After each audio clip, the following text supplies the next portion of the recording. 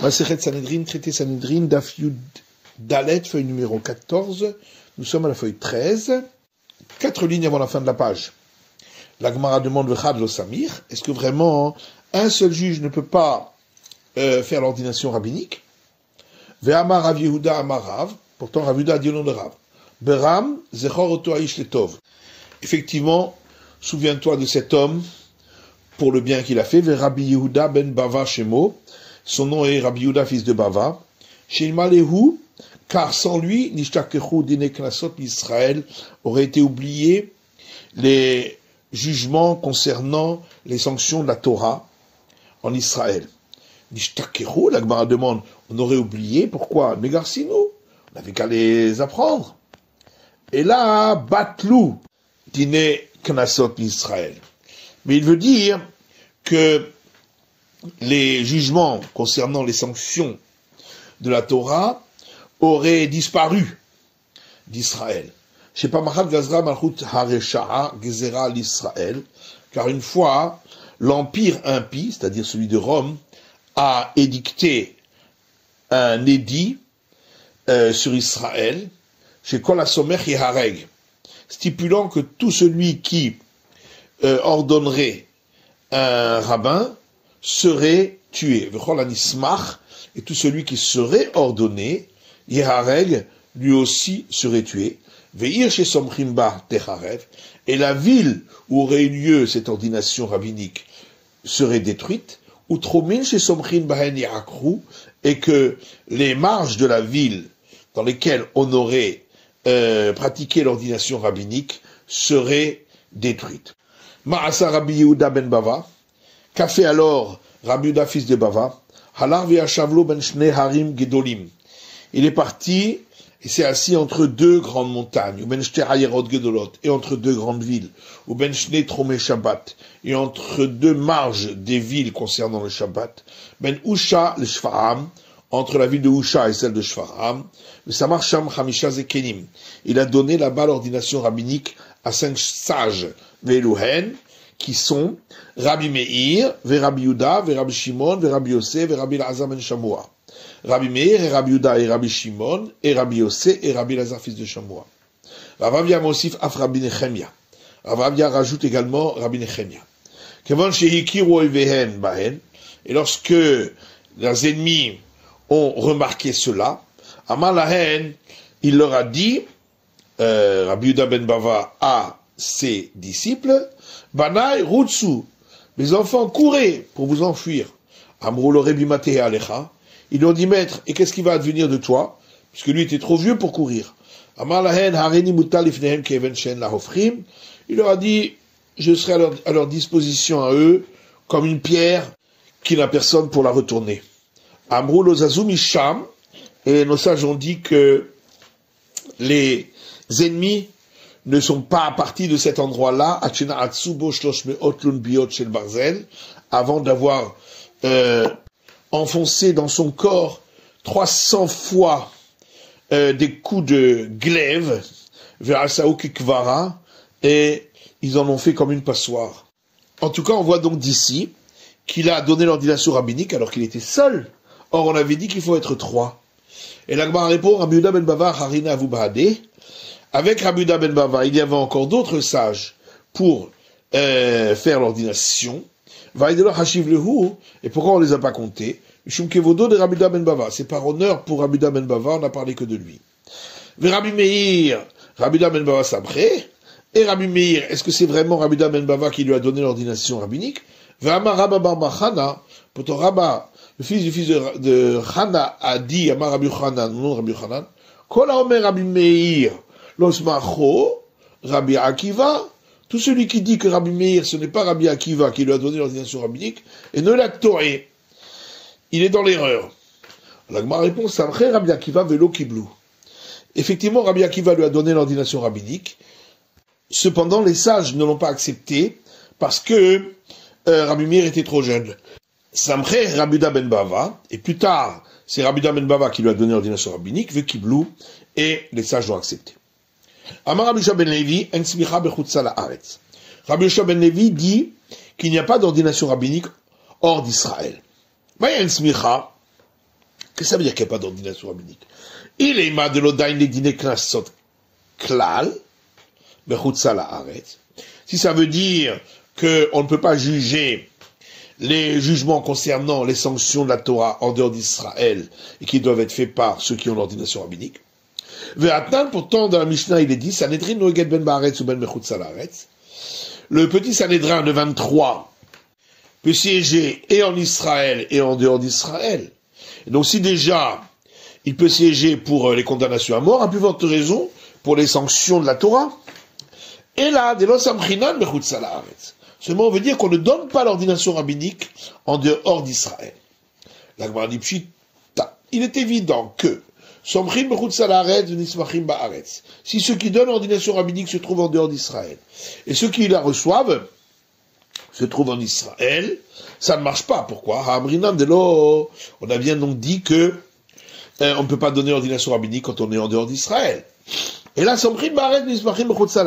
par contre, si ceux qui donnent l'ordination rabbinique sont en Israël et ceux qui la reçoivent sont en dehors d'Israël, qu'est-ce qu'il en est? Est-ce que c'est valable parce que ceux qui la donnent sont en Israël, ou est-ce que ce n'est pas valable parce que on ne peut la donner qu'en présence de celui qui la reçoit? Tachvar, la Gemara dit, viens, écoute. Les Rabbi Yochanan avait mitztaher aller des Rav Shemen Baraba. Rabbi Yochanan avait de la souffrance concernant Rav Shemen Baraba, de l'avec Gabayhu de l'Ismeché, parce qu'il n'était pas avec eux, les sages, pour pouvoir lui donner l'ordination rabbinique. Donc on voit qu'il faut être présent. Rabbi Shimon ben Zeroud, le Chad De'imeh, Rabbi Shimon ben Zeroud est un autre qui était avec lui, Manu Rabbi Yonatan ben Achmai, qui est Rabbi Yonatan ben Achmai. Vamrela Rabbi Yonatan ben Achmai v'chad de'imeh. D'autres disent Rabbi Yonatan ben Achmai et un qui était avec lui, Manu Rabbi Shimon ben Zeroud, et qui est Rabbi Shimon ben Zeroud. Chad avec Gabayhu samchuru. L'un des deux était avec les sages, ils lui ont donné l'ordination rabbinique. Chad lo avec Gabayhu lo samchuru. Et l'autre qui n'était pas avec les sages, ils n'ont pas donné l'ordination rabbinique. Donc on voit qu'il faut que celui qui reçoit l'ordination rabbinique soit présent. Rabbi Hanina et Rabbi Oshaya, avec Amishtakid, Rabbi Yochanan et Mismechinhu.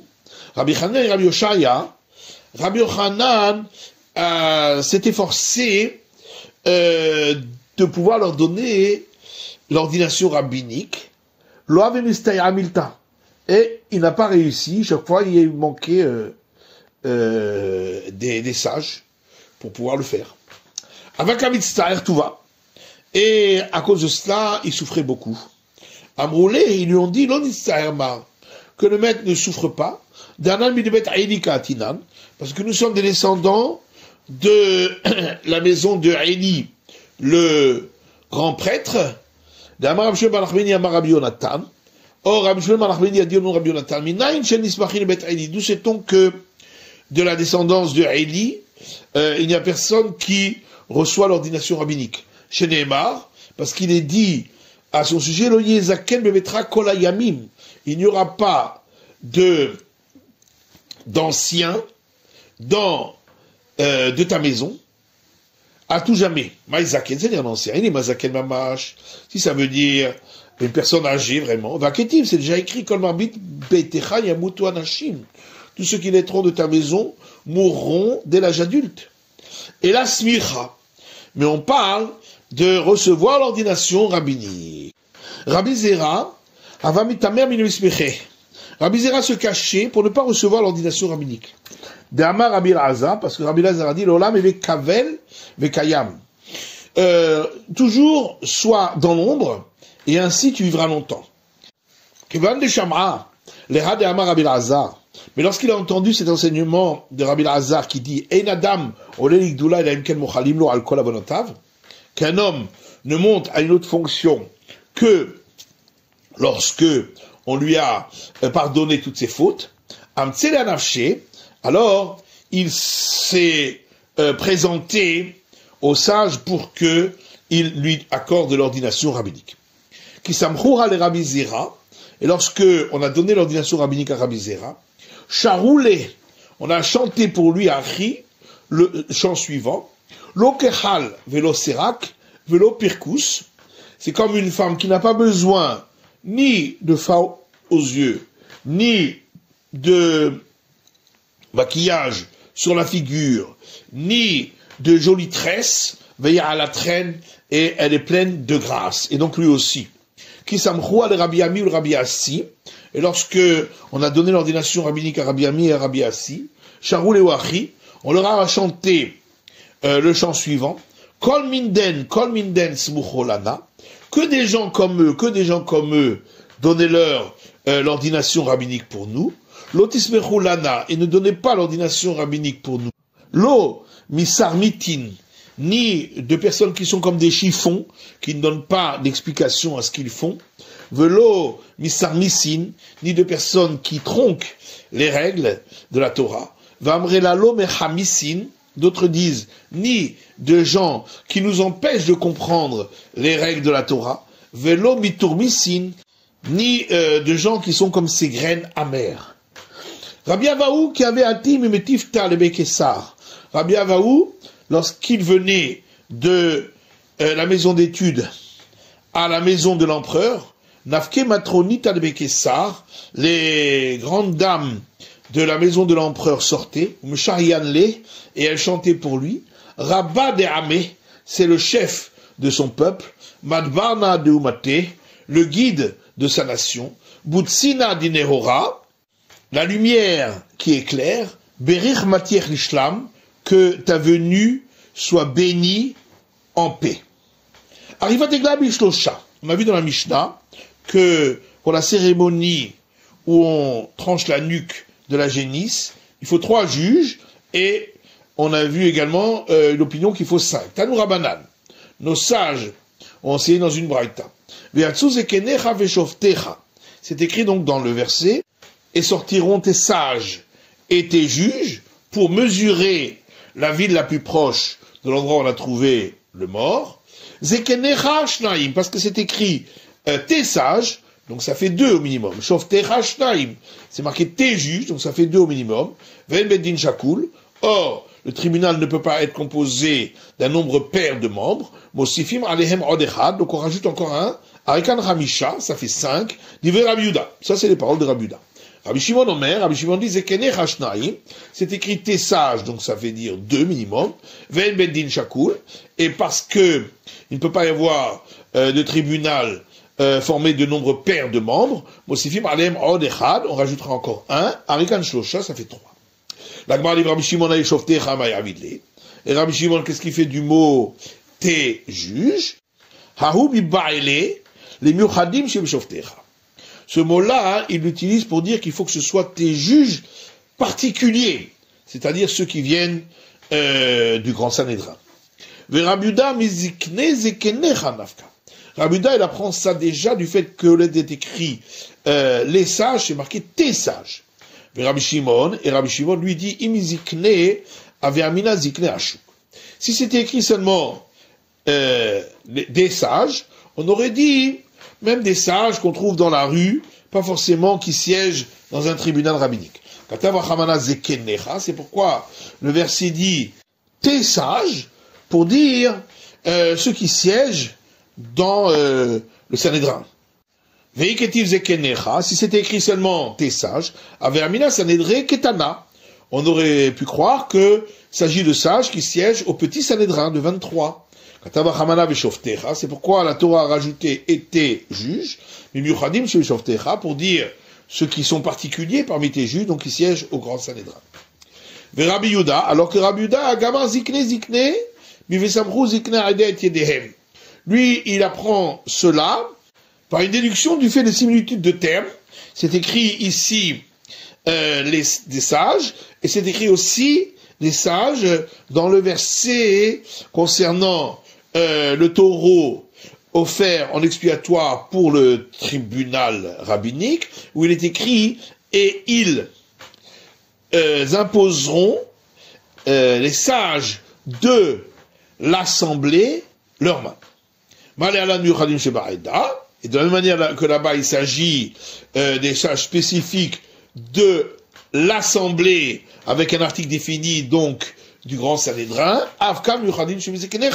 ici aussi il s'agit de ceux particuliers parmi tes sages qui siègent au grand Sanhédrin. Et Alif, l'élève Kulameatam, l'Agma dit, mais si déjà il apprend de là-bas, alors il a qu'à apprendre le tout de là-bas, également le nombre de sages qui doivent s'y trouver. Donc est-ce qu'il a besoin des autres déductions? Donc est-ce que la Torah avait eu besoin d'écrire tes sages et tes juges? Et la vav veshoftecha les minyana. Mais en vérité, c'est pas de là qu'il apprend, mais du fait que il est écrit veshoftecha avec un vav et tes juges pour apprendre, pour rajouter encore 2 dans le nombre. Et là, mais alors à ce moment-là, veyatsu, puisque le verset dit et ils sortiront. Ça fait déjà shnaim 2. Ou madedou, et ils mesureront. Shnaim, ça fait encore 2. Les Rabbi Yehuda, aretishra. Donc d'après Rabbi Yehuda, ça fait 9. Les Rabbi Shimon, Shivra. Et pour Rabbi Shimon, 7. La Gemara répond à Oumiba Elel Keletania. Ces 2 mots, on les utilise pour un autre enseignement, comme on trouve dans une braïta qui dit Veyatsu, c'est écrit et ils sortiront. Hen velo shluchan, pour dire eux et pas leurs délégués. Ou madedou, et ils mesureront. C'est pour nous apprendre Shafilu nimtsa be'alil le'ir, même si le corps a été trouvé à vue d'œil déjà, à côté de cette ville-là, et qui est donc manifestement la plus proche, ça veut dire la Sog du Dina, il faut quand même s'occuper de mesurer. Matiti de l'Okaitana. Notre Mishnah ne suit pas l'enseignement de cet auteur, de Tanya, parce qu'il y a une braïta qui dit Rabbi Eliezer ben Yaakov Omer. Rabbi Eliezer fils de Yaakov dit Ve'atz'u zekenecha ve'shoftecha. Donc c'est écrit dans le verset ils sortiront tes sages et tes juges. Zekenecha zu Sanhedrin. Tes sages, c'est le grand Sanhédrin. Ve'shoftecha ze melech. Et tes juges, c'est le roi. Ve'kohen gadol, et le grand prêtre. Melech, d'où sait-on que le terme juge s'applique au roi?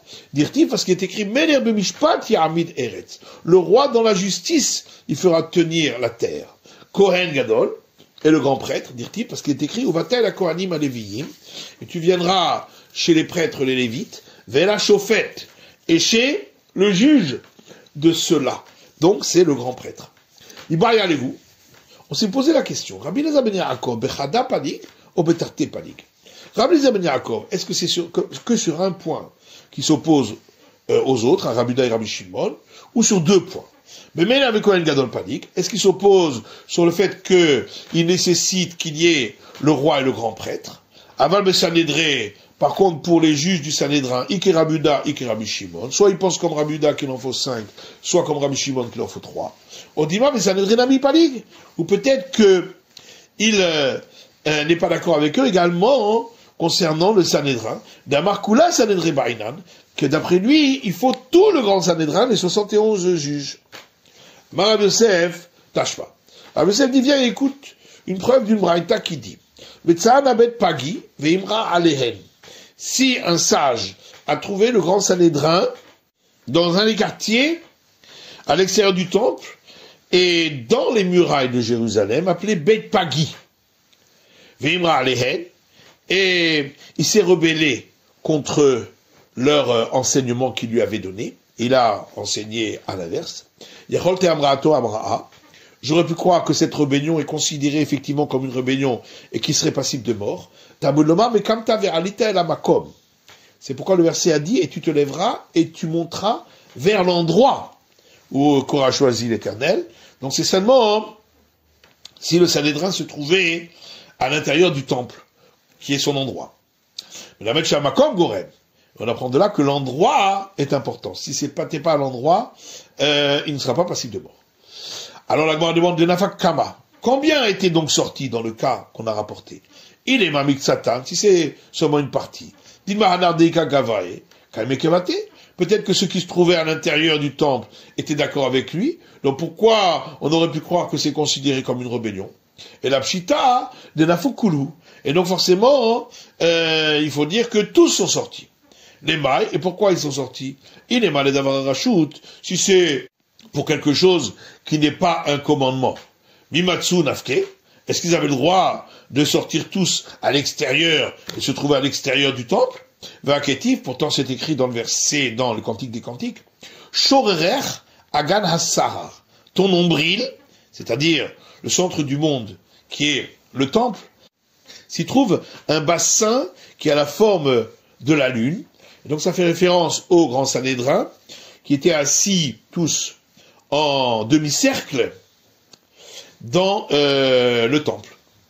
Al-Yassar Amazek, et il ne doit pas y manquer la proportion du vin coupé. C'est-à-dire un tiers doivent s'y trouver au minimum. Donc, forcément, il n'était pas sorti pour quelque chose qui n'était pas un commandement. Et là, Pshita et Mitzvah. Donc, évidemment, on parle qu'ils sont sortis pour un commandement. Et dans ce cas-là, ils ont le droit de sortir tous pour appliquer ce commandement. Eridami, mais de quoi on parle? Quel commandement? Là, Nimdidat Aïgla, n'est-ce pas? Pour aller mesurer la ville la plus proche du cadavre, pour ensuite la cérémonie de la génisse dont on tranche la nuque. Vers Rabbi Eliezer ben Yaakovi. Et c'est donc la vie de Rabbi Eliezer ben Yaakov, d'Amar Koulé Sanhédré Baïnan. Et on voit donc qu'il pense que on a besoin de l'ensemble du grand Sanhédrin. Amala Abaye dit à Rabbi Yosef, non, c'est pas une preuve.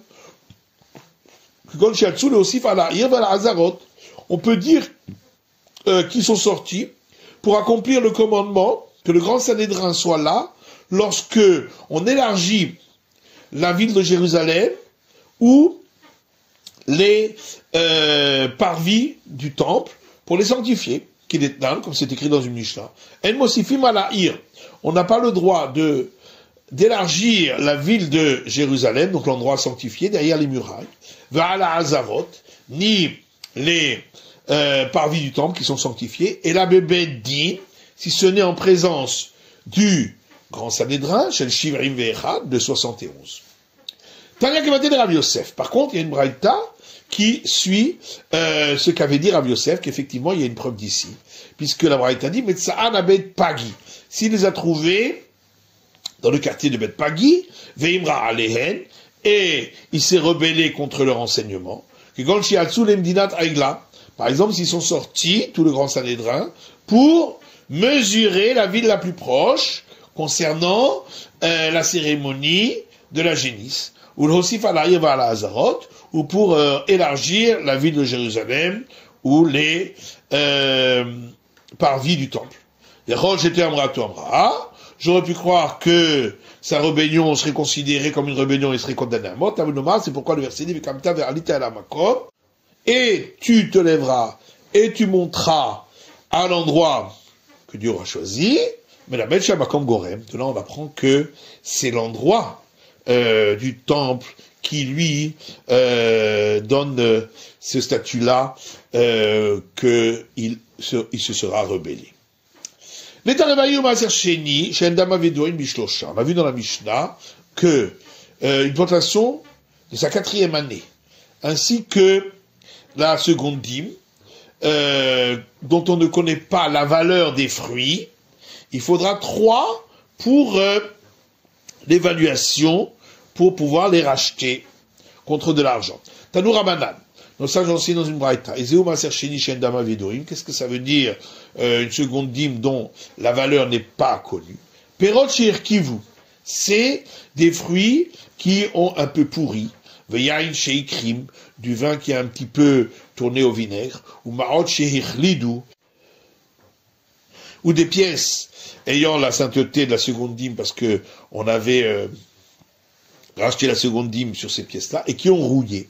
Parce que dans tous ces cas-là, on ne peut pas les utiliser pour le commerce et donc c'est difficile de connaître leur valeur véritable.